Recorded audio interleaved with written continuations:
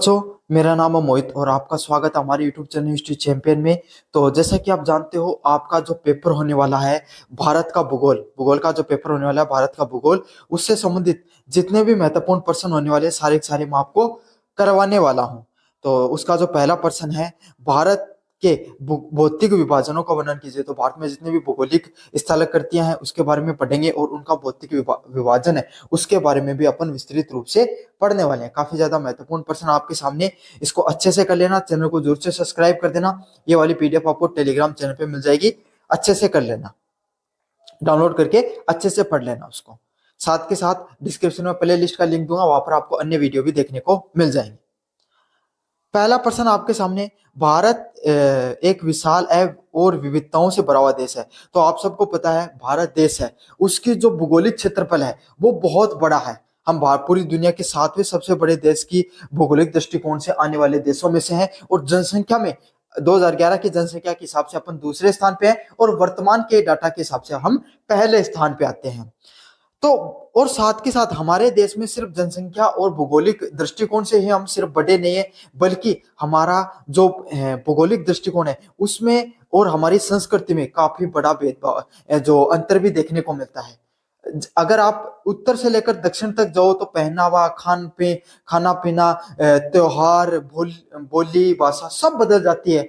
सिर्फ ऐसे ही नहीं, सिर्फ एक राज्य से दूसरे राज्य में नहीं, अगर आप एक राज्य के अंदर भी रहते हो तो एक क्षेत्र से लेकर दूसरे क्षेत्र में जाते हो तो भी भाषा, बोली, पानी, खान पान है वो बदल जाता है। तो हम इतनी विविधताओं से भरे हुए देश हैं जिसका भूगर्भीय संरचना व उच्चावच के पर्याप्त भिन्नता है। और भारत में अगर इस सिर्फ जो संस्कृति में ही आपके सामने जो बदलाव नहीं देखने को मिलता है, हमारा जो भूगर्भीय जो स्थितियां हैं उसमें भी बदलाव देखने को मिलता है। जहां अगर अपन सिर्फ राजस्थान की बात कर लें, भारत देश की भी नहीं बात करें, तो एक तरफ रेगिस्तान देखने को मिलता है जहां पर आप देखोगे तो सूखे की समस्या होती है। वहीं झालावाड़ आपके सामने, जो झालावाड़ हो गया, टोंक हो गया, बूंदी हो गया, यहाँ पर आपके सामने अक्सर नदी नालों में उफान देखने को मिलता है और वहां पे बाढ़ की समस्या भी देखने को मिलती है ना। एक तरफ भारत में, एक तरफ अलवर भरतपुर में आपको सामने जो मैदानी क्षेत्र देखने को मिलता है, वहीं यहाँ पर अजमेर, थोड़ी सी दूर जाओगे अजमेरी क्षेत्र में आपको पहाड़ी क्षेत्र देखने को मिलेगा और थोड़ी दूर जाओगे तो मरुस्थलीय क्षेत्र देखने को मिलेगा। तो भारत में जो स्थल कृतियां हैं उसमें भी काफी ज्यादा भिन्नताएं देखने को मिलती हैं।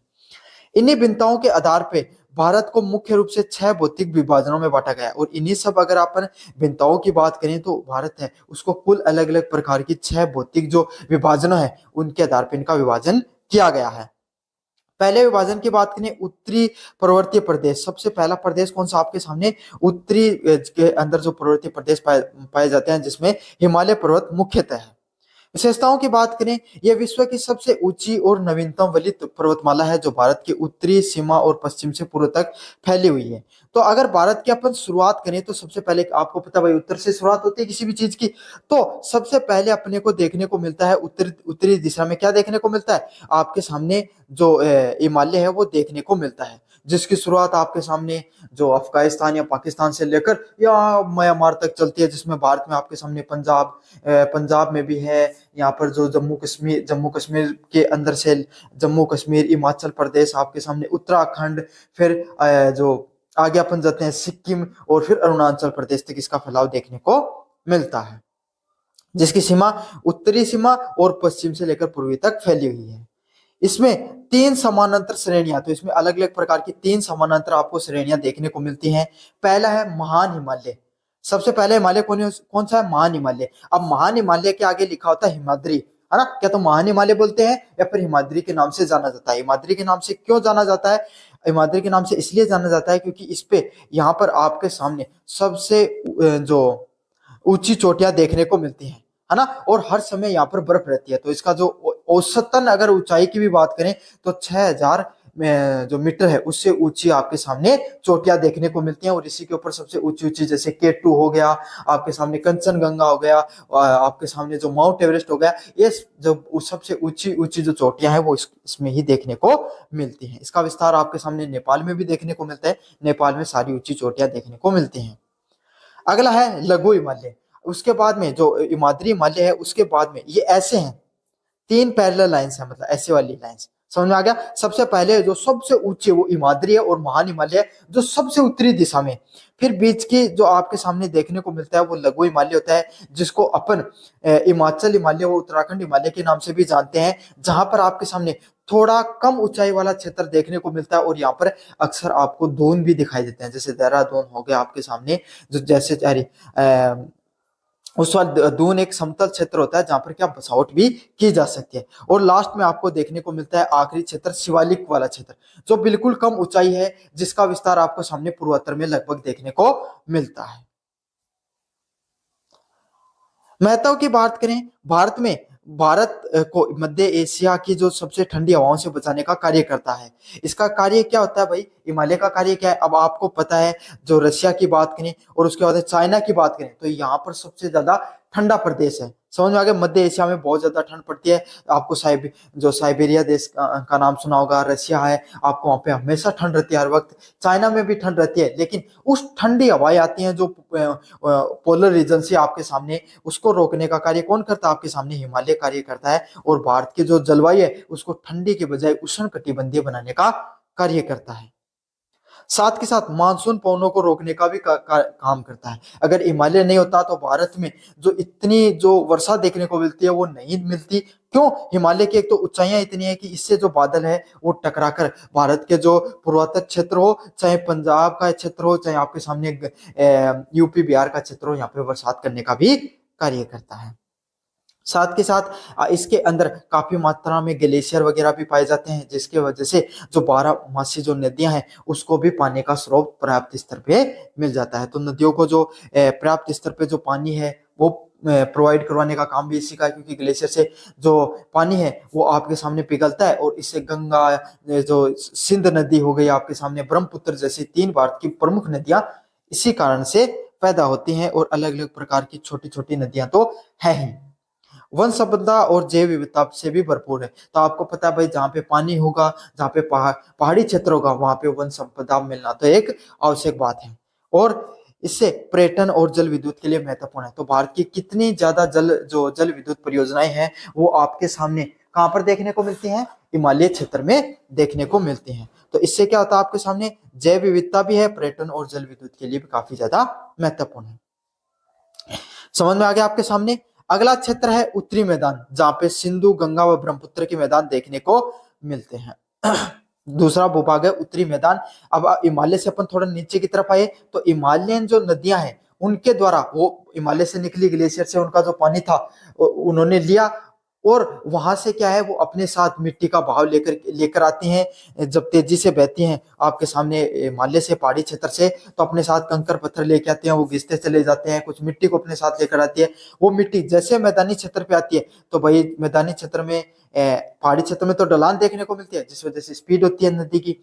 पहाड़ी क्षेत्र में जैसे आती है तो आपके सामने उसका जो पानी का बहाव कम हो जाता है और मिट्टी है जो बहकर आई थी वो मैदानी क्षेत्र में छोड़ देती है। तो ऐसे इस प्रकार से वहां पर क्या होते हैं, एक जो मैदान है, जो उत्तरी मैदानों का निर्माण होता है भारत में, जिसको सिंधु, गंगा व ब्रह्मपुत्र के मैदान से जाना जाता है। तीनों हिमालयन नदियां हैं। विस्तार से पढ़ेंगे इनकी क्या विशेषताएं हैं।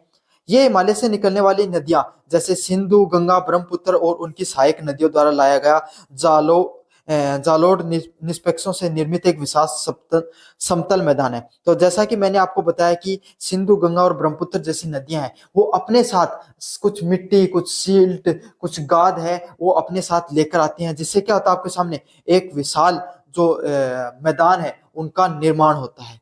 और ये क्या है, दुनिया के सबसे बड़े आपके सामने जलोढ़ के जो मैदान है उनमें से एक है ना। इसमें भी अलग अलग पाए जाते हैं, खादर, बांगर और आपके सामने तराई के मैदान के नाम से जाना जाता है। 3 भाग होते हैं इसके भी, खादर, बांगर और आपके सामने तराई, जो उत्तरी जो मैदान देखने को मिलते हैं, जहां पर जो सबसे ज्यादा नवीनतम देखने को मिलती है। इसमें से जो नदियों के द्वारा आपके सामने जब नदियां आती हैं मैदानी क्षेत्र में, और उसके द्वारा जो बाढ़ है वही आती है काफी ज्यादा। पहले तो गर्मियों के मौसम में थोड़े संकीर्ण नदियां होती हैं, वो संकीर्ण हो जाती है, थोड़े ही क्षेत्र में बहती हैं। लेकिन जैसे आपके सामने जो मानसून आता है, तो वो नदियां, उसका बहाव क्षेत्र वो काफी बड़े क्षेत्र में हो जाता है, और उस क्षेत्र में वो मिट्टी अपने साथ बहाकर लाई हुई वहीं पर छोड़ के चली जाती है। तो वहां से दो प्रकार की आपके सामने भूभाग का मिट्टियों का निर्माण होता है। एक होती है खादर और दूसरी होती है भांगर। तो जो खादर होती है वो मिट्टी होती है जो नदियों के द्वारा बाढ़ के समय जो नवीनतम मिट्टी लाकर छोड़ी गई, उसको खादर के नाम से जाना जाता है। और भांगर वो मिट्टी होती है जो आपके सामने जो पुराने समय में आपके सामने जो मिट्टी है जो बाढ़ के मैदानों से निर्मित हो गई थी, उसको भांगर के नाम से जाना जाता है। खादर नई मिट्टी होती है, भांगर आपके सामने जो पुराने समय की मिट्टी होती है। उसके साथ आपके सामने बीच का जो क्षेत्र होता है, उसमें जहां पर कंकर पत्थर भी आपको थोड़े थोड़े देखने को मिलते हैं, उसको तराई के नाम से भी जाना जाता है। लेकिन खादर व भांगर इसके दो मुख्य भाग होते हैं। अगले वाला महत्व की बात करें, सबसे अधिक उपजाऊ मिट्टी यहाँ पर पाई जाती है। अगर आप उत्तरी मैदानों की बात करें, तो नदियों के द्वारा जो जलोढ़ मिट्टी लाई जाती है, वो भारत की सबसे ज्यादा आपके सामने उपजाऊ मिट्टी होती है, जहां पर सबसे ज्यादा कृषि देखने को मिलती है। पर्याप्त मात्रा में जल भी उपलब्ध हो जाता है। भाई ऐसे आपको पता है, ऐसे जो नदियों के द्वारा अब नदियां बारहमासी नदियां अगर बहती हैं, तो इससे क्या हो जाता है, आपके सामने जो जल की उपलब्धता भी हमेशा बनी रहती है। भूजल है उसमें भी पर्याप्त मात्रा में वृद्धि होती रहती है, और आपके सामने जो जल है वो भी अच्छे से उपलब्ध होता रहता है। कृषि सिंचाई के लिए भी आप क्या कर सकते हो, अलग अलग प्रकार की परियोजनाएं चलाई जाती हैं। साथ ही साथ समतल भूभाग देखने के कारण यहाँ पे कृषि हृदय स्थल के नाम से जाना जाता है। मतलब यहाँ पर सबसे ज्यादा कृषि होती है, जहां अधिकांश खाद्यान्न फसलें उगाई जाती हैं। और इस वाले क्षेत्र में क्या होता है, आपके सामने ऐसा भूभाग होता है जहां पे अधिकतर खाद्यान्न से गेहूं, चावल, जो गन्ना है ना, इस प्रकार की जो फसलें हैं जो ज्यादातर लोग खाने के लिए उपयोग में लेते हैं, उनका अधिकतर क्या किया जाता है, उनको उगाई जाती है। साथ के साथ जहां पर अच्छी उपजाऊ जमीन हो, अच्छी कृषि होती हो, और पानी की उपलब्धता भी आसानी से हो जाए, तो इस प्रकार के क्षेत्र में क्या है भाई, पुरानी बसावट भी बहुत ज्यादा देखने को मिलती है। तो यहाँ पर जनसंख्या भी सबसे ज्यादा देखने को मिलती है। और प्राचीन समय में जैसे मगध जैसे साम्राज्यों की स्थापना भी यहीं पर हुई थी। तो बहुत ज्यादा प्राचीन सभ्यताएं भी यहाँ पर देखने को मिलती है, और सघन जनसंख्या भी देखने को मिलती है। अगले वाले भूभाग की तरफ बढ़े, तो अगले वाला भूभाग है प्रायद्वीपीय पठार, पेनिसुलर प्लेटो। विशेषताएं हैं, यह भारत का सबसे बड़ा भूभाग है और सबसे प्राचीन भूभाग के नाम से इसको जाना जाता है, जो त्रिभुजाकार उत्तरी मैदानों के दक्षिण में है। तो अब क्या होता है आपके सामने, जैसे अपन ने हिमालय देख लिया, हिमालय के बाद में अपन ने देखा उत्तरी मैदान, तो अब अपन बढ़ते हैं दक्षिण की तरफ। मध्य प्रदेश में आपके सामने जो नर्मदा नदी के पास का जो भूभाग आता है, जहाँ पे पठारी क्षेत्र देखने को मिलता है, और ये ट्राइंगल शेप में देखने को मिलता है अक्सर। जो कहाँ पे आपके सामने जो उत्तरी मैदान है उसके दक्षिण में देखने को मिलता है, जहां पे अग्नि और रूपांतरित चट्टानों से बना हुआ है। हुआ क्या, यहाँ पे प्राचीन समय में ज्वालामुखी है, वो ज्वालामुखी फटती हैं, और उनका जो लावा है वो यहाँ पर व्यवस्थित रूप से जाकर जम जाता है, और जिससे क्या होता है, पठारों का निर्माण होता है। यहाँ पर केंद्रीय उच्च भूमि जैसे मालवा का पठार, बुंदेलखंड का पठार भी देखने को मिलता है। तो जो मालवा का पठार है, महाराष्ट्र का बुंदेलखंड वाला पठार है, वो देखने को मिलते हैं। और दक्कन का जो पठार होता है, जिसमें पश्चिमी घाट व पूर्वी घाट में विभाजित किया गया है। तो अलग अलग प्रकार के आपके सामने पठारी क्षेत्र देखने को मिलते हैं, और ये पठार क्षेत्र में खास करके बुंदेलखंड और मालवा का जो पठार है, उनमें सबसे ज्यादा खनिज संपदा भी देखने को मिलती है। खास करके जो बिहार का जो पठारी क्षेत्र है, रांची का पठार का क्षेत्र है, वहां पर भी काफी ज्यादा मात्रा में क्या देखने को मिलते हैं, खनिज देखने को मिलते हैं। महत्व की बात करें, यहाँ पे खनिज बहुत भारी मात्रा में पाए जाते हैं, जैसे लो एस की खानें हो गई, उड़ीसा, बिहार, झारखंड आपके सामने, ये ऐसे कुछ क्षेत्र हैं जहाँ पे सबसे ज्यादा खनिज है वो देखने को मिलते हैं पठारी क्षेत्र के अंदर। कोयला, मैग्नीज व बॉक्साइट के भंडार यहाँ पर देखने को मिलते हैं।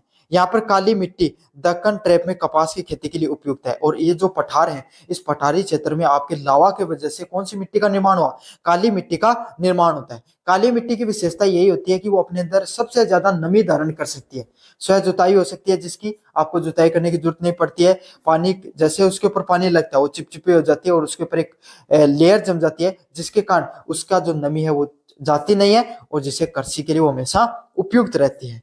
तो इस प्रकार से सबसे ज्यादा यहाँ पर कपास की खेती होती है, और इसी वजह से इस क्षेत्र में आपके सामने किसका ज्यादा उद्योगों का निर्माण, सूती वस्त्र उद्योग का उसका बहुत अच्छे से निर्माण हुआ। साथ के साथ इस क्षेत्र से आपके सामने जो विंध्याचल पर्वत भी जो श्रृंखला देखने को मिलती है इसी क्षेत्र में, वहां से अनेक प्रकार की जो नदियां भी देखने को मिलती हैं, जैसे नर्मदा हो गई, ताप्ती नदी हो गई, साथ के साथ अगर अपन बात करें गोदावरी नदी हो गई, वो इन सब क्षेत्रों से निकलती है। अगले वाले भूभाग की तरफ अगर अपन बाढ़ में बढ़े अगले भूभाग की तरफ, तो हमने देख लिया आपके सामने जो सबसे पहले उत्तर की तरफ हमने देखा हिमालय को, फिर अपन बढ़े और नीचे की तरफ आए तब अपन बढ़े आपके सामने मैदानी क्षेत्रों की तरफ, फिर अपन ने पठारों को भी देख लिया। अब अपन पढ़ेंगे भारत की और राजस्थान का जो भूभाग है मरुस्थलीय क्षेत्र। ये अरावली पर्वतमाला के पश्चिमी स्थित है, मतलब जो अरावली पर्वतमाला है उसका जो पश्चिमी क्षेत्र है उसमें आपके सामने क्या देखने को मिलता है, जो शुष्क व अर्धशुष्क प्रदेश देखने को मिलता है, मतलब ऐसा प्रदेश जहाँ पे जो बरसात है वो बहुत कम होती है, और यहाँ पर आपके सामने मरुस्थलीय क्षेत्र देखने को मिलता है। उसके पीछे एक बहुत बड़ा कारण अरावली क्षेत्र भी है।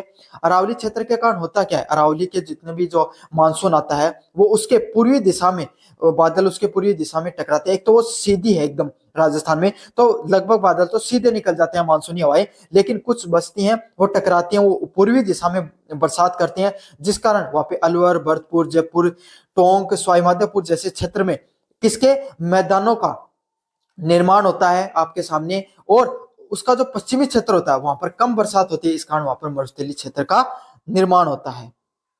यहाँ पर रेतीले मैदान पाए जाते हैं जिनको बालू का स्तूप के नाम से भी जाना जाता है। स्तूप तो आप समझते हो ना, बड़े बड़े टीले होते हैं उनको बोला जाता है, जहाँ पे ऊर्ध्वाधर अनुप्रस्थ जो हो गया उनके कुछ नाम से जाना जाता है। समझ आ गया, तो बड़े बड़े टीले होते हैं जिनका निर्माण होता है, मिट्टी के बड़े बड़े दौरे हैं उनका निर्माण होता है। साथ के साथ यहाँ वर्षा भी बहुत कम होती है। अगर राजस्थान की औसत वर्षा की बात करें, तो 150 मिलीमीटर के नाम से भी कम होती है, और अगर जहां पर मरुस्थलीय क्षेत्र है वहां से तो 30 से लेकर 50 mm से भी कम बरसात देखने को मिलती है। महत्व की बात करें, यहाँ पर राजस्थान के जो मरुस्थलीय क्षेत्र है उसकी विशेषता यही है कि यहाँ पर अधिक गर्मी पड़ती है, तो यहाँ पर जो खाद्यान्य फसलें हैं उसमें मोटा अनाज मुख्यतः उगता है, जैसे कि ज्वार हो गया, बाजरा हो गया, आपके सामने मक्का हो गया, इस प्रकार की फसलें मुख्यतः देखने को मिलती हैं। साथ के साथ पशुधन की बात करें तो यहाँ पर ज्यादातर पशुधन भी आपको देखने को नहीं मिलता है। ऊंट हो गया, भेड़ हो गया, बकरी होगी, इस प्रकार के पशुधन जो कम सीमित संसाधनों में कम जल के अंदर भी अपना जीवन निर्वाह कर सकते हैं, उस प्रकार के पशुधन ही देखने को मिलता है। साथ के साथ सौर और पवन ऊर्जा की भी पावर जो पर्याप्त संभावना है भाई इस क्षेत्र होता है। यहाँ पर आपके सामने जो आंधियां हो गई, बहुत अच्छे आंधियां भी चलती हैं काफी ज्यादा, तो यहाँ पर पवन ऊर्जा का भी काफी स्कोप है, और सौर ऊर्जा का तो है ही। मरुस्थलीय क्षेत्र है, काफी ज्यादा ऐसा क्षेत्र है जहाँ पर कोई पेड़ पौधे नहीं पाए जाते हैं, ना कोई इतने ज्यादा आपके सामने लोग रहते हैं, तो जमीन भी काफी ज्यादा है, और हर समय आपके सामने जो सूर्य की किरणें उनकी उपलब्धता रहती है, तो सौर ऊर्जा और पवन ऊर्जा की पर्याप्त स्तर पर यहाँ पर संभावनाएं हैं। साथ के साथ आपके सामने बाड़मेर, जैसलमेर वाले क्षेत्र में पेट्रोलियम और जो प्राकृतिक गैस है वहां की काफी ज्यादा फैक्ट्रियां लगी हुई हैं, और वैसे भी काफी ज्यादा संभावनाएं हैं। इंदिरा गांधी नहर ने कुछ क्षेत्रों को कृषि जैसे संभव बनाया गया, और उसके बाद में राजस्थान सरकार जो पंजाब हो गया उनकी जो संयुक्त परियोजना है आपके सामने, हरियाणा, राजस्थान और पंजाब की जो इंदिरा गांधी नहर परियोजना, जिसके तहत राजस्थान के जो मरुस्थलीय क्षेत्र है, खास करके गंगानगर, हनुमानगढ़, जैसलमेर, जोधपुर, बीकानेर वाला और चूरू का कुछ क्षेत्र है जहाँ पे मरुस्थल देखने को मिलता है, वहां पे इंदिरा गांधी नहर ने क्या किया है, पानी जो आया है और उससे वहां से कृषि संभव हुई है। अब लास्ट और आखिरी जो आपके सामने जो मैदान है, तटीय मैदान। अब तटीय मैदानों की तरफ अपन बढ़ने वाले हैं। प्रायद्वीपीय पठारों की ओर बढ़े तो प्रायद्वीपीय पठारों के अगर आप पश्चिमी व पूर्वी तट पे, आपके सामने ये प्रायद्वीपीय पठार, ये भारत है, ये प्रायद्वीपीय पठार, तो इसका जो किनारों वाला इलाका है यहाँ पर आपके सामने क्या देखने को मिलते हैं, तटीय क्षेत्र देखने को मिलता है। क्यों? क्योंकि भारत के पूर्वी क्षेत्र में बंगाल की खाड़ी देखने को मिलती है, और पश्चिमी अगर अपन दिशा में देखें आपके सामने तो आप जो अरब सागर या हिंद महासागर देखने को मिलता है। तो यहाँ पर आपके सामने जो तटीय मैदान देखने को मिलते हैं, जिसमें पश्चिमी तटीय मैदान जो पश्चिमी दिशा के अंदर तटीय मैदान है, जिसमें गुजरात का कोंकण व मालभार तट देखने को मिलता है। गुजराती तट हो गया, कोंकण का तट आपके सामने महाराष्ट्र का तट हो गया, और खास करके गोवा के तट को कोंकण के तट के नाम से जाना जाता है।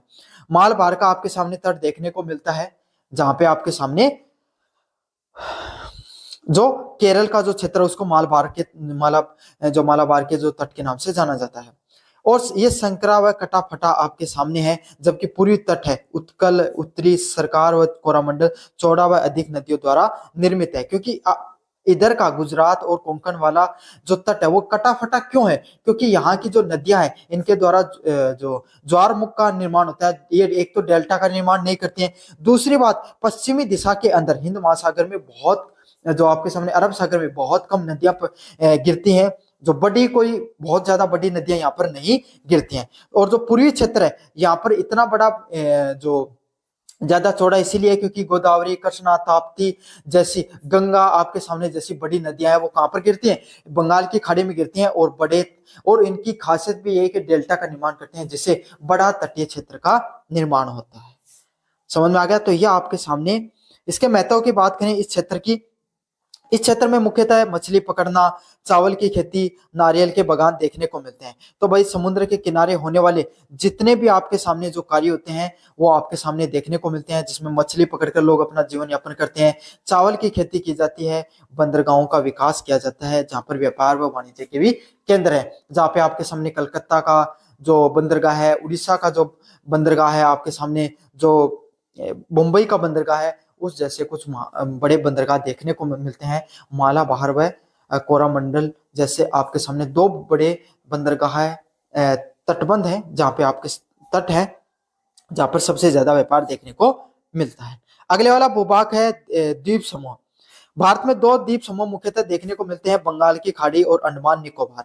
तो भारत में अगर द्वीप समूह की बात करें तो दो जगह मुख्यतः हैं, उसमें से बंगाल की खाड़ी में आपके सामने कौन देखने को मिलता है? अंडमान निकोबार देखने को मिलता है, और अरब सागर में आपके सामने लक्षद्वीप है, वो आपके सामने देखने को मिलता है। तो जहां जो अंडमान निकोबार का जो निर्माण है वो किससे हुआ है? ज्वालामुखी व विवर्तनिक मूल से हुआ है, जबकि जो परवाल भित्तियों से आपके सामने लक्षद्वीप का निर्माण हुआ है। तो अंडमान निकोबार है उसको क्या, वहां पर उसमें अलग अलग प्रकार की ज्वालामुखियों को विस्फोट होता है, और ज्वालामुखी के विस्फोट से जैसे लावा जम गया तो एक स्थलकृतियों का निर्माण हो गया, छोटे छोटे स्थलकृतियों, वो द्वीपों का निर्माण हो गया, और उसको अंडमान निकोबार के नाम से बोलते हैं। और लक्षद्वीप है वो आपके सामने परवाल भित्तियां हैं, उनसे घास फूस हो गया या फिर समुद्री जो अपशिष्ट होता है, छोटे छोटे जो मुंगेरी चट्टाने होते हैं वो एक जगह इकट्ठी हो जाते हैं, और उससे एक स्थलकृतियों का निर्माण हो जाता है, द्वीपों का निर्माण हो जाता है, उसको प्रवाल भित्ति बोलते हैं, उससे लक्षद्वीप का निर्माण होता है। महत्व क्या है रणनीतिक सैन्य में? तो एक तो भाई भारत का जो भारी क्षेत्र है उसके ऊपर सैन्य गतिविधियों करने के लिए या फिर और भी रणनीतिक रूप से महत्व है। जैव विविधता, खास करके अंडमान निकोबार और आपके सामने जो लक्षद्वीप है, इतनी खूबसूरत जगह है जहाँ पे पर्यटन भी काफी ज्यादा लोग जाते हैं, और प्राकृतिक बंदरगाह भी देखने को मिलते हैं। तो ये आपके सामने कुल 6 प्रकार के जितने भी भौतिक विभाजन थे वो मैंने अच्छे से करवा दिए हैं। कैसा लगा आपका वीडियो जोर से बताना, चैनल को जोर से सब्सक्राइब कर देना, अपने दोस्तों को जोर से शेयर करना। धन्यवाद। हेलो बच्चों, मेरा नाम है मोहित और आपका स्वागत है हमारे यूट्यूब चैनल हिस्ट्री चैंपियन में। तो जैसा कि आप जानते हो आपका जो पेपर होने वाला है भारत का भूगोल, उसके जितने भी महत्वपूर्ण प्रश्न उनकी पूरी सीरीज करा रहा हूँ। उसका जो अगला प्रश्न है भारत की प्रमुख फसलें और उनके उत्पादन क्षेत्र, उसके बारे में मैं आपको कंप्लीट अध्ययन करा रहा हूँ। तो आपको क्या करना है, आपको चैनल को सब्सक्राइब कर देना है। चैनल को सब्सक्राइब करोगे तो आपके सामने अगले वीडियो की नोटिफिकेशन मिल जाएगी, और अन्य वीडियो है उसका जो लिंक है वो डिस्क्रिप्शन में दूंगा, तो वहां से जाकर भी अन्य वीडियो को जरूर से देख लेना। तो चलो शुरू करते हैं अपने वीडियो को। भारत में कृषि क्या एक महत्वपूर्ण आर्थिक गतिविधि के नाम से जाना जाता है। तो भारत में जो कृषि होती है उसके जो फसलों के बारे में बताना है, तो कृषि के बारे में देखेंगे तो भारत में आपको पता है जब भारत आजाद हुआ था तब भारत की लगभग आपके सामने 65% से ज्यादा जनसंख्या किस पर निर्भर करती थी? सिर्फ कृषि पर निर्भर करती थी। और आज भी भारत की कुछ जो निर्भरता कम हुई है, हम सर्विस सेक्टर, औद्योगिक क्षेत्र में अच्छा कर रहे हैं उस कारण, लेकिन अभी भी भारत की काफी जनसंख्या है जो किस पर निर्भर करती है? आपके सामने कृषि पर निर्भर करती है, और खास करके तो ग्रामीण क्षेत्र की तो सबसे ज्यादा निर्भर करती है। यहाँ पर विभिन्न प्रकार की जलवायु तथा मृदा मृदा परिस्थितियों के कारण फसलों में विविधता पाई जाती है। तो ये जो क्षेत्र है, यहाँ पे अलग अलग प्रकार की जलवायु और जो मृदा है उसकी परिस्थितियों के कारण क्या फसलों में अलग अलग प्रकार की विविधता पाई जाती है। भारत में एक प्रकार की मिट्टी नहीं पाई जाती है, भारत में अलग अलग प्रकार की मिट्टी पाई जाती है। अगर आप देखो उत्तरी मैदानों क्षेत्र में तो जो जलद मृदा है वो पाई जाती है आपके सामने। अगर आप जो दक्कन के पठार है यहाँ पे काली लाल मिट्टी पाई जाती है। तटीय क्षेत्रों में आपके सामने लवणीय मिट्टी पाई जाती है। मरुस्थलीय क्षेत्र में आपके सामने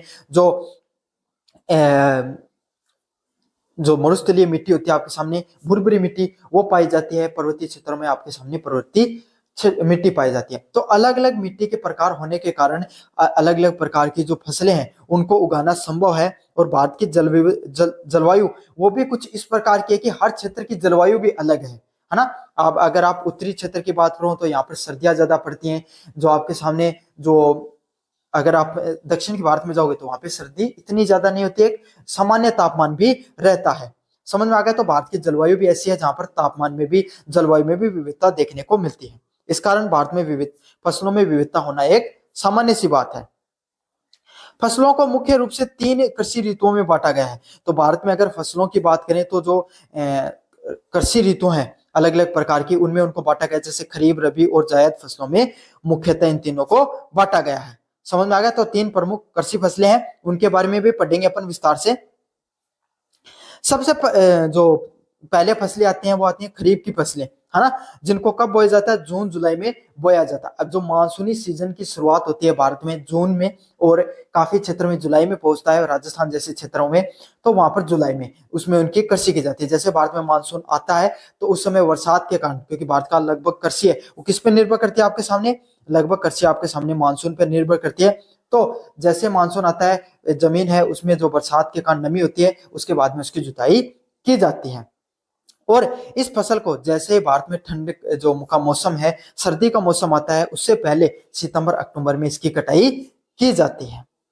प्रमुख फसलों की बात करें और सबसे ज्यादा महत्वपूर्ण फसल है जिससे संबंधित प्रश्न अक्सर देखने को मिलता है, कौन सा है? चावल की फसल। समझ में आ गया। इससे संबंधित आपके सामने प्रश्न जरूर देखने को मिलता है, इसको भाई अच्छे से कर लेना।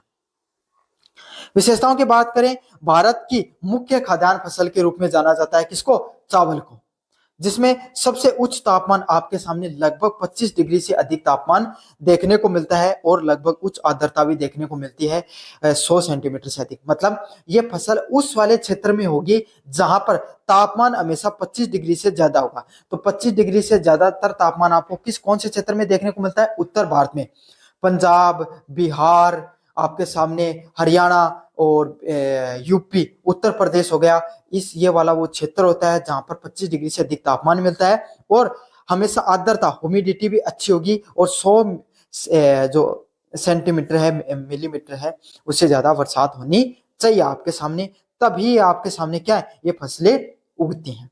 समझ में आ गए। तो ये सबसे ज्यादा तो महत्वपूर्ण पॉइंट है, तापमान अधिक होना चाहिए 25 डिग्री से अधिक और 100 सेंटीमीटर से अधिक वर्षा भी होनी चाहिए।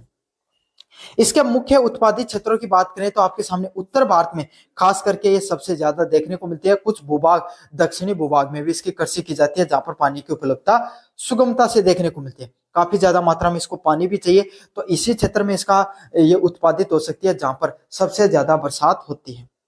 पहला क्षेत्र है जहां पर ये अच्छे जिसका सबसे ज्यादा उत्पादन होता है वो पश्चिम बंगाल हो गया आपके सामने, फिर उत्तर प्रदेश, पंजाब, आंध्र प्रदेश, तमिलनाडु और आपके सामने बिहार, उड़ीसा में खास करके इसका क्या उत्पादन होता है। तो मुख्य क्षेत्र आपको पता है उत्तर प्रदेश, पंजाब, पश्चिम बंगाल और आपके सामने आंध्र प्रदेश और तमिलनाडु वो प्रमुख क्षेत्र हैं जहां पर, और बिहार जहां पर सबसे ज्यादा चावल की कृषि है वो की जाती है और इस भूभाग में आपके सामने मुख्यतः चावल को खाद्यान्न के रूप में खाया भी जाता है। समझ में आ गया। अगले वाली जो फसल है खरीफ फसलों में वो कौन सी है? मक्का की फसल। मक्का की फसल एक मोटे अनाज के रूप में जानी जाती है। इसका भी आपके सामने जो जून जुलाई में मानसून के बाद में इसको बोया जाता है, जिसको आपके सामने खाद्यान्न के रूप में, खाने के रूप में और विशेषकर तो इसको चारे के रूप में उपयोग में लिया जाता है। इसके लिए तापमान के लिए आपको तापमान की बात करें तो 21 डिग्री से 27 डिग्री के बीच में, मतलब आपके सामने विशेषकर ठीक ठाक तापमान आपको इसको चाहिए और हल्की वर्षा, मतलब बरसात की इसको ज्यादा जरूरत नहीं होती है। राजस्थान जैसा जो दक्षिणी क्षेत्र है वहां पे मक्के की आपके सामने खेती होती है। ठीक ठाक आपको तापमान हो और आपके सामने अगर थोड़ी ठीक ठाक वर्षा होती है उस वाले क्षेत्र में आपको देखने को मिलती है। इसमें चावल जितनी बरसात की जरूरत नहीं होती है। उत्पादन क्षेत्र की बात करें तो कर्नाटक, उत्तर प्रदेश, मध्य प्रदेश, बिहार, आंध्र प्रदेश और राजस्थान में ये वाली फसलें उगाई जाती हैं। कौन सा क्षेत्र? कर्नाटक वाला क्षेत्र हो गया, उत्तर प्रदेश वाला क्षेत्र हो गया, मध्य प्रदेश और आंध्र प्रदेश और राजस्थान में मक्के की फसल होती है। अगले वाला है, अगला मोटा अनाज है वो इस समय बोया जाता है, वो कौन सा होता है? ज्वार की फसल को उगाया जाता है। मोटा अनाज की फसल है जहां पे कम वर्षा व उच्च तापमान वाले क्षेत्र में उगाई जाती है। तो आपके सामने ज्वार की जो फसल है आप सबको पता है कहां पर उगाई जाती है, जहां पर कम मोटा अनाज की विशेषता यही होती है कि वो उस क्षेत्र में उगता है जहां पर आपके सामने कम बरसात देखने को मिलती है और उच्च तापमान होते हैं। विशेषकर आपके सामने महाराष्ट्र, कर्नाटक, आंध्र प्रदेश और मध्य प्रदेश क्षेत्र में उगाई जाती है। तो अच्छे से याद कर लेना, महाराष्ट्र वाला क्षेत्र, मध्य प्रदेश वाला क्षेत्र और कर्नाटक वाले क्षेत्र में इसकी सबसे ज्यादा उत्पादन होता है ज्वार का। अगले वाला पॉइंट आपके सामने बाजरा। तो बाजरा आपके सामने बलुई व कम उपजाऊ मृदा में भी और कम वर्षा में होने वाली आपके सामने जो मोटे अनाज की फसल है, बाजरा एक ऐसे ही फसल है जो सबसे कम आपके सामने क्या होगा, बरसात होगी तो भी ये क्या हो सकता है, अच्छा हो सकता है और इसको इतनी ज्यादा बरसात की भी जरूरत नहीं होती है। तो ये उस वाले क्षेत्र में होता है, खास करके राजस्थान का जो मरुस्थलीय क्षेत्र है जहाँ पे कम बरसात देखने को मिलती है, कम उपजाऊ भूमि है, बालू मिट्टी पाई जाती है, तो ये सब बाजरा है वहां पर उत्पादित होता है। खास करके राजस्थान का जो क्षेत्र है, पश्चिमी क्षेत्र हो गया, साथ के साथ उत्तर प्रदेश का कुछ क्षेत्र हो गया और जो राजस्थान के लगती सीमाएं हैं गुजरात व हरियाणा में आपके सामने मुख्यतः बाजरा को बोया जाता है। अगले वाली फसल है खरीफ फसलों में कपास की फसल, काफी ज्यादा महत्वपूर्ण फसल है जिसमें मुख्य रूप से रेशेदार फसलों में इसको जाना जाता है। कैसा तापमान चाहिए आपके सामने? इसके लिए उच्च तापमान होना चाहिए और बरसात है वो भी हल्की होनी चाहिए, मतलब कम बरसात में और उच्च तापमान में इसका तो उत्पादन हो सकता है। 201 पाला रहित दिन होने चाहिए। इसके लिए सबसे जरूरी बात यही है कि इसमें आपके सामने पाला मतलब ठंड नहीं पड़नी चाहिए ज्यादा दिन। सबसे इंपॉर्टेंट है 110 दिन इसको लगभग ऐसे चाहिए जिसमें ठंड है वो कम रहे और तेज धूप खिले। जितनी ज्यादा तेज धूप होती है उतने ही ज्यादा आपके सामने जो कपास है उसकी कृषि शानदार होती है। तो इसके लिए सबसे जरूरी आपके सामने 210 पाला रहित दिन होने चाहिए, मतलब कम सर्दी पड़नी चाहिए।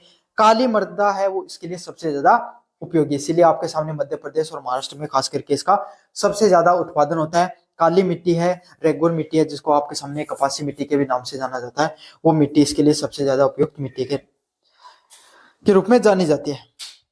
उत्पादन क्षेत्र की बात करें, महाराष्ट्र, गुजरात, तेलंगाना और आपके सामने आंध्र प्रदेश और पंजाब हरियाणा का जो क्षेत्र है विशेषकर उस क्षेत्र में आपके सामने सबसे ज्यादा इस जो कपास है उसका उत्पादन देखने को मिलता है। अगली फसल की बात करें आपके सामने गन्ना। गन्ना कैसी फसल होती है जहां पे उष्ण कटिबंधीय और आपके सामने उपोष्ण कटिबंधीय फसल है जहां पर आपके सामने 21 से 27 डिग्री तक का तापमान होना चाहिए और मध्यम से ज्यादा अच्छे दर्जे की बरसात होनी चाहिए। मतलब वही गन्ने की फसल को आपके सामने सबसे ज्यादा क्या चाहिए होता है, सबसे ज्यादा पानी चाहिए होता है। तो अच्छे दर्जे की बरसात होनी चाहिए, 75 से 100 सेंटीमीटर की बरसात देखने को मिले। उत्पादन वाला क्षेत्र मिले की बात करें तो जहां पर क्या तो नदियां बहती हैं या फिर अच्छी मात्रा में बरसात होती है, उसी जो प्रदेश में इसकी जो आपके सामने क्या देखने को मिलते हैं, इसकी कृषि देखने को मिलती है। जैसे उत्तर प्रदेश का क्षेत्र है, महाराष्ट्र, कर्नाटक, तमिलनाडु, आंध्र प्रदेश व बिहार व गुजरात में इसकी विशेषकर फसल है वो देखने को मिलती है। कौन से क्षेत्र में? उत्तर प्रदेश में, महाराष्ट्र में, कर्नाटक और तमिलनाडु के क्षेत्र में इसकी सबसे ज्यादा जो क्या होता है, गन्ने का उत्पादन होता है। खास करके तो उत्तर प्रदेश में इसका सबसे ज्यादा उत्पादन देखने को मिलता है। ये थी आपके सामने खरीफ फसलें। अब बात करेंगे अपन रबी फसलों की। सर्द मौसम जैसे ही आता है तो जैसे सितंबर अक्टूबर में आपके सामने जो खरीफ फसलें उनको काट लिया जाता है, उसके बाद में सर्दी के मौसम में आपके सामने क्या होती है, उस मौसम में आपके सामने जिन फसलों को बोया जाता है अक्टूबर से दिसंबर तक और जिनको अप्रैल से जून मतलब गर्मी के आने से पहले भारत में है ना उनको काट लिया जाता है, उन फसलों को आपको क्या कहा जाता है, रबी की फसलों के नाम से जाना जाता है। विशेषकर आपके सामने सबसे पहले और सबसे प्रमुख फसल जो इसमें आती है, मतलब इस प्रकार की फसलें जिनको उत्पादित होने के लिए आपको किस प्रकार का जलवायु चाहिए, ठंडी जलवायु चाहिए, वो फसलें इसमें मुख्य प्रकार से आती हैं। पहली प्रमुख फसल है गेहूं की फसल, जहां पर भारत की दूसरी सबसे महत्वपूर्ण खाद्यान्न फसल है। भारत में पहले नंबर पे सबसे ज्यादा चावल बोया जाता है और उसके बाद में सबसे ज्यादा क्या बोया जाता है, गेहूं बोया जाता है, जिसको आपके सामने ठंडी जलवायु की जरूरत होती है। 10 से 15 डिग्री का तापमान होना चाहिए और 20 से 25 डिग्री का तापमान है कटाई के समय होना चाहिए। मतलब तापमान का बहुत बड़ा असर होता है आपके सामने रबी फसलों में, जहां पे 10 से 15 डिग्री का जो तापमान है वो बुआई के समय हो और 20 से 25 डिग्री का तापमान है वो आपके सामने कटाई का समय हो। आपके सामने ना सिर्फ यहाँ पर आपके सामने तापमान का महत्व है, बल्कि बरसात है या वर्षा है उसका भी बहुत अच्छा महत्वपूर्ण योगदान होता है। यहाँ पर लगभग 50 से लेकर 75 सेंटीमीटर तक बरसात की भी आवश्यकता होती है। मतलब मध्यम मध्यम से अच्छे दर्जे की आपके सामने बरसात होनी चाहिए, 50 से लेकर 75 सेंटीमीटर की। और जिन क्षेत्रों में ही इसको उगाया जाता है, जहां पर क्या होता है, विशेष करके आपके सामने जो अच्छी मात्रा में बरसात देखने को मिलती है, या फिर जहाँ पे बुआई के लिए आपके सामने नदियां है या सिंचाई की पर्याप्त मात्रा में पानी उपलब्ध है, उसी क्षेत्र में गेहूं को उगाया जा सकता है, वरना गेहूं की फसल नहीं होती है। गेहूं का उत्पादन आपके सामने मुख्यतः उत्तर प्रदेश, पंजाब, हरियाणा जैसे क्षेत्र में इसको उगाया जाता है। समझ में आ गया, यहाँ पर अच्छी मात्रा में पानी मिल जाता है। साथ के साथ कुछ क्षेत्र होता है जहाँ पे मध्य प्रदेश और राजस्थान और बिहार में भी इसका उत्पादन देखने को मिलता है। अगले वाली जो फसल है वो कौन सी है, जौ की फसल। अगला जो अनाज है जो आपके सामने जो है, जो फसल बोई जाती है वो कौन सी, जौ क्या जो अनाज है वो उगाया जाता है। कम उपजाऊ फसल है, मर्दा व कम वर्षा वाले क्षेत्रों में उगाया जाता है। तो आपके सामने मतलब गेहूं से कम उपजाऊ वाली जमीन है जहां पर गेहूं नहीं उगाया जा रहा है, उस जगह में उसकी जगह क्या उगा देते हैं लोग, उसकी जगह उगाया जाता है आपके सामने जौ, जिसमें कम उपजाऊ जमीन चाहिए और कम वर्षा में ये आसानी से उग जाता है। विशेषकर आपके सामने राजस्थान, उत्तर प्रदेश व मध्य प्रदेश का जो क्षेत्र है, यहाँ पर उसका वो वाला क्षेत्र जहां पे आपके सामने उत्पादकता गेहूं की नहीं देखने को मिलती है, उस क्षेत्र में इसका उत्पादन किया जाता है। समझ में आ गया। तो राजस्थान, उत्तर प्रदेश और मध्य प्रदेश में इसका मुख्यतः उत्पादन देखने को मिलता है। विशेषताओं की बात करें, रबी की जो प्रमुख फसल है और तिलहन की फसल के रूप में जो अगले वाली फसल है वो कौन सी है, सरसों। सरसों की फसल कहां पर बोई जाती है, आपके सामने रबी की सबसे प्रमुख फसलों में से और तिलहन की फसलों में आती है, जहां पर जिसको राजस्थान, उत्तर प्रदेश, हरियाणा और मध्य प्रदेश में बोया जाता है। अगली जो सबसे महत्वपूर्ण फसल है वो है चना। चने जो रबी की ये भी प्रमुख फसल है, जहां पे मध्य प्रदेश, राजस्थान, महाराष्ट्र, उत्तर प्रदेश में इसको बोया जाता है। फिर जो आपके सामने जो बीच का मौसम आता है, जो सर्दी और गर्मी के बीच का मौसम आता है, जहां पे आपके सामने जो खाली रहता है, मार्च से लेकर जून तक पूरे भारत में ऐसा मौसम होता है जहां पर बहुत कम फसलें बोई जाती हैं। खाद्यान्न फसलें हो गई या वाणिज्य फसलें हो गई, वो कम बोई जाती हैं। तो उस समय आपके सामने जो बीच के समय में जायद फसलें उगाई जाती हैं, जो कम समय में जिनका उत्पादन हो सकता है और कम पानी में हो सकता है। तो इसमें कौन सी होती हैं, जो खाने पीने की जो विशेषकर जैसे तरबूज हो गया, खरबूजे हो गए, ककड़िया हो गए, सब्जी हो गई और चारे की फसलें हैं, वो मुख्य रूप से उगाई जाते हैं। इस समय ना तो नदियों में इतना पानी रहता है, ना आपके सामने जो सिंचाई है उसके लिए आपको मुख्यतः किस पर निर्भर होना पड़ता है, भूजल पे होना पड़ता है, या फिर अगर नहरी क्षेत्र हो तो वहां पर होना पड़ता है, या कोई सिंचाई परियोजना चल रही है उस पर आपको निर्भर होना पड़ता है। तो ये फसलें वहीं पर उगाई जा सकती है जहां पर आपके सामने सिंचाई की पर्याप्त मात्रा में संसाधन उपलब्ध हो, वहीं पे आपके सामने इन फसलों को उगाया जाता है। जहाँ पे उत्तर प्रदेश, पंजाब, हरियाणा और राजस्थान के कुछ भूभागों में इन फसलों को उगाया जाता है। भारत में कृषि विविधता वाले देश में भौगोलिक व जलवायु जो विभिन्नताओं को दर्शाती है। आपके सामने जो भारत जैसा क्षेत्र है, यहाँ पे कृषि की विविधता देखने को मिलती है और भौगोलिक व जलवायु आपके सामने विभिन्नताएं भी देखने को मिलती हैं। इन प्रमुख फसलों में अनेक विशिष्ट उत्पादन के क्षेत्र हैं, जहां पर ज्ञान, कृषि नियोजन, खाद्य सुरक्षा नीतियां और ग्रामीण विकास कार्यक्रमों की आवश्यकता है।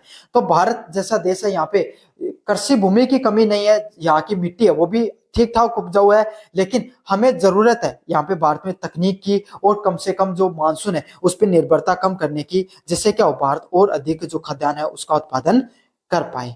तो ये थी भारत की कुछ प्रमुख जो फसलें हैं और उनके उत्पादन क्षेत्र के बारे में। काफी ज्यादा महत्वपूर्ण प्रश्न है। चावल और चाय वाला प्रश्न आपके सामने जो मुख्यतः देखने को मिलता है, अच्छे से करके चले जाना इन प्रश्नों को। अगर ये वाला प्रश्न आए तो मैंने लगभग इसका रिवीजन करवा दिया है। धन्यवाद। हेलो बच्चों, मेरा नाम है मोहित और आपका स्वागत है हमारे यूट्यूब चैनल हिस्ट्री चैंपियन में। तो जैसा कि आप जानते हो, आपका जो पेपर होने वाला है भारत का भूगोल, उसके जितने भी महत्वपूर्ण प्रश्न हैं उनकी पूरी सीरीज करा रहा हूँ। उसका जो अगला प्रश्न है भारत की प्रमुख फसलें और उनके उत्पादन क्षेत्र, उसके बारे में मैं आपको कंप्लीट अध्ययन करा रहा हूँ। तो आपको क्या करना है, आपको चैनल को सब्सक्राइब कर देना है। चैनल को सब्सक्राइब करोगे तो आपके सामने अगले वीडियो की नोटिफिकेशन मिल जाएगी, और अन्य वीडियो है उसका जो लिंक है वो डिस्क्रिप्शन में दूंगा, तो वहां से जाकर भी अन्य वीडियो को जरूर से देख लेना। तो चलो शुरू करते हैं अपन वीडियो को। भारत में कृषि क्या एक महत्वपूर्ण आर्थिक गतिविधि के नाम से जाना जाता है।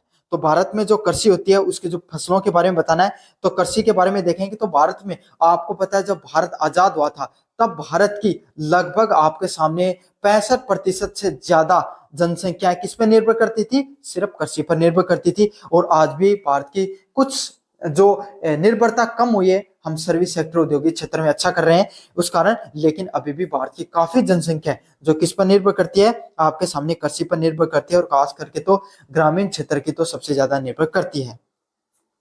यहाँ पर विभिन्न प्रकार की जलवायु तथा मृदा मृदा परिस्थितियों के कारण फसलों में विविधता पाई जाती है। तो ये जो क्षेत्र है यहाँ पे अलग अलग प्रकार की जलवायु और जो मृदा है उसकी परिस्थितियों के कारण क्या फसलों में अलग अलग प्रकार की विविधता पाई जाती है। भारत में एक प्रकार की मिट्टी नहीं पाई जाती है, भारत में अलग अलग प्रकार की मिट्टी पाई जाती है। अगर आप देखो उत्तरी मैदानों क्षेत्र में तो जो जलद मृदा है वो पाई जाती है आपके सामने। अगर आप जो दक्कन के पठार है यहाँ पे काली लाल मिट्टी पाई जाती है। तटीय क्षेत्रों में आपके सामने लवणीय मिट्टी पाई जाती है। मरुस्थलीय क्षेत्र में आपके सामने जो मरुस्थलीय मिट्टी होती है आपके सामने भुरभुरी मिट्टी वो पाई जाती है। पर्वतीय क्षेत्रों में आपके सामने पर्वतीय मिट्टी पाई जाती है। तो अलग अलग मिट्टी के प्रकार होने के कारण अलग अलग प्रकार की जो फसलें हैं उनको उगाना संभव है। और भारत की जलवायु वो भी कुछ इस प्रकार की है कि हर क्षेत्र की जलवायु भी अलग है ना। अब अगर आप उत्तरी क्षेत्र की बात करो तो यहाँ पर सर्दियां ज्यादा पड़ती हैं। जो आपके सामने जो अगर आप दक्षिण के भारत में जाओगे तो वहां पे सर्दी इतनी ज्यादा नहीं होती है, सामान्य तापमान भी रहता है। समझ में आ गया। तो भारत की जलवायु भी ऐसी है जहां पर तापमान में भी जलवायु में भी विविधता देखने को मिलती है। इस कारण भारत में विविध फसलों में विविधता होना एक सामान्य सी बात है। फसलों को मुख्य रूप से 3 कृषि ऋतुओं में बांटा गया है। तो भारत में अगर फसलों की बात करें तो जो कृषि ऋतु हैं अलग अलग प्रकार की, उनमें उनको बांटा गया, जैसे खरीफ रबी और जायद फसलों में मुख्यतः इन तीनों को बांटा गया है। समझ में आ गया। तो 3 प्रमुख कृषि फसलें हैं, उनके बारे में भी पढ़ेंगे अपन विस्तार से। सबसे जो पहले फसलें आती हैं वो आती हैं खरीफ की फसलें, है ना, जिनको कब बोया जाता है, जून जुलाई में बोया जाता है। अब जो मानसूनी सीजन की शुरुआत होती है भारत में जून में, और काफी क्षेत्र में जुलाई में पहुंचता है, राजस्थान जैसे क्षेत्रों में तो वहां पर जुलाई में उसमें उनकी कृषि की जाती है। जैसे भारत में मानसून आता है तो उस समय बरसात के कारण, क्योंकि भारत का लगभग कृषि है वो किस पे निर्भर करती है आपके सामने, लगभग कृषि आपके सामने मानसून पर निर्भर करती है।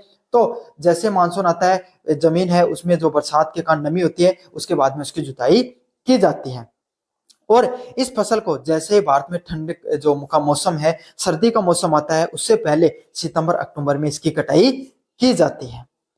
प्रमुख फसलों की बात करें और सबसे ज्यादा महत्वपूर्ण फसल है जिससे संबंधित प्रश्न अक्सर देखने को मिलता है, कौन सा है, चावल की फसल। समझ में आ गया। इससे संबंधित आपके सामने प्रश्न जरूर देखने को मिलता है, इसको भाई अच्छे से कर लेना।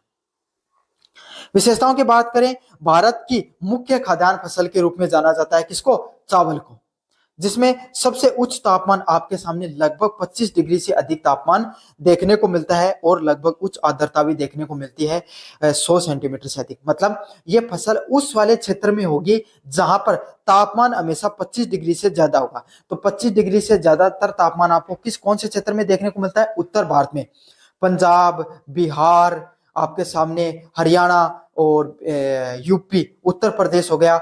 ये वाला वो क्षेत्र होता है जहां पर 25 डिग्री से अधिक तापमान मिलता है, और हमेशा आर्द्रता ह्यूमिडिटी भी अच्छी होगी, और 100 जो सेंटीमीटर है, मिलीमीटर है, उससे ज्यादा बरसात होनी चाहिए आपके सामने, तभी आपके सामने क्या है, ये फसलें उगती हैं।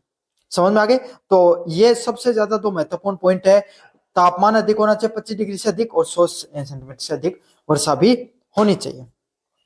इसके मुख्य उत्पादित क्षेत्रों की बात करें तो आपके सामने उत्तर भारत में खास करके ये सबसे ज्यादा देखने को मिलती है। कुछ भूभाग, दक्षिणी भूभाग में भी इसकी कृषि की जाती है, जहां पर पानी की उपलब्धता सुगमता से देखने को मिलती है। काफी ज्यादा मात्रा में इसको पानी भी चाहिए, तो इसी क्षेत्र में इसका ये उत्पादित हो सकती है जहां पर सबसे ज्यादा बरसात होती है।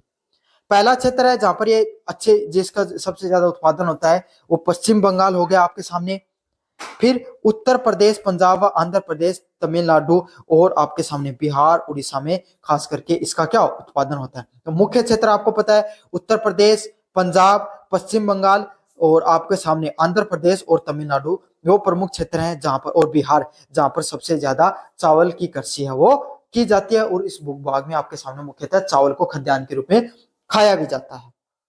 समझ में आ गया। अगले वाली जो फसल है खरीफ फसलों में वो कौन सी है? मक्का की फसल। मक्का की फसल एक मोटे अनाज के रूप में जानी जाती है। इसका भी आपके सामने जो जून जुलाई में मानसून के बाद में इसको बोया जाता है, जिसको आपके सामने खाद्यान्न के रूप में, खाने के रूप में और विशेषकर तो इसको चारे के रूप में उपयोग में लिया जाता है। इसके लिए तापमान के लिए आपको तापमान की बात करें तो 21 डिग्री से 27 डिग्री के बीच में, मतलब आपके सामने विशेषकर ठीक ठाक तापमान आपको इसको चाहिए। और हल्की वर्षा, मतलब बरसात की इसको ज्यादा जरूरत नहीं होती। राजस्थान जैसा जो दक्षिणी क्षेत्र है वहां पे मक्के की आपके सामने खेती होती है। ठीक ठाक आपको तापमान हो और आपके सामने अगर थोड़ी ठीक ठाक वर्षा होती है उस वाले क्षेत्र में आपको देखने को मिलती है। इसमें चावल जितनी बरसात की जरूरत नहीं होती है। उत्पादन क्षेत्र की बात करें तो कर्नाटक, उत्तर प्रदेश, मध्य प्रदेश, बिहार, आंध्र प्रदेश और राजस्थान में ये वाली फसलें उगाई जाती हैं। कौन सा क्षेत्र? कर्नाटक वाला क्षेत्र हो गया, उत्तर प्रदेश वाला क्षेत्र हो गया, मध्य प्रदेश और आंध्र प्रदेश और राजस्थान में मक्के की फसल होती है। अगले वाला है, अगला मोटा अनाज है वो इस समय बोया जाता है, वो कौन सा होता है? ज्वार की फसल को उगाया जाता है। मोटा अनाज की फसल है जहां पे कम वर्षा व उच्च तापमान वाले क्षेत्र में उगाई जाती है। तो आपके सामने ज्वार की जो फसल है आप सबको पता है कहां पर उगाई जाती है, जहां पर कम, मोटा अनाज की विशेषता यही होती है कि वो उस क्षेत्र में उगता है जहां पर आपके सामने कम बरसात देखने को मिलती है और उच्च तापमान होते हैं। विशेषकर आपके सामने महाराष्ट्र, कर्नाटक, आंध्र प्रदेश और मध्य प्रदेश क्षेत्र में उगाई जाती है। तो अच्छे से याद कर लेना, महाराष्ट्र वाला क्षेत्र, मध्य प्रदेश वाला क्षेत्र और कर्नाटक वाले क्षेत्र में इसकी सबसे ज्यादा उत्पादन होता है ज्वार का। अगले वाला पॉइंट आपके सामने बाजरा। तो बाजरा आपके सामने बलुई व कम उपजाऊ मृदा में भी और कम वर्षा में होने वाली आपके सामने जो मोटे अनाज की फसल है, बाजरा एक ऐसी ही फसल है जो सबसे कम आपके सामने क्या होगा, बरसात होगी तो भी ये क्या हो सकता है, अच्छा हो सकता है और इसको इतनी ज्यादा बरसात की भी जरूरत नहीं होती है। तो ये उस वाले क्षेत्र में होता है, खास करके राजस्थान का जो मरुस्थलीय क्षेत्र है जहाँ पे कम बरसात देखने को मिलती है, कम उपजाऊ भूमि है, बालू मिट्टी पाई जाती है, तो ये सब बाजरा है वहां पर उत्पादित होता है। खास करके राजस्थान का जो क्षेत्र है, पश्चिमी क्षेत्र हो गया, साथ के साथ उत्तर प्रदेश का कुछ क्षेत्र हो गया, और जो राजस्थान के लगती सीमाएं हैं गुजरात व हरियाणा में आपके सामने मुख्यतः बाजरा को बोया जाता है। अगले वाली फसल है खरीफ फसलों में कपास की फसल। काफी ज्यादा महत्वपूर्ण फसल है जिसमें मुख्य रूप से रेशेदार फसलों में इसको जाना जाता है। कैसा तापमान चाहिए आपके सामने? इसके लिए उच्च तापमान होना चाहिए और बरसात है वो भी हल्की होनी चाहिए, मतलब कम बरसात में और उच्च तापमान में इसका उत्पादन हो सकता है। 201 पाला रहित दिन होने चाहिए। इसके लिए सबसे जरूरी बात यही है कि इसमें आपके सामने पाला, मतलब ठंड नहीं पड़नी चाहिए ज्यादा दिन।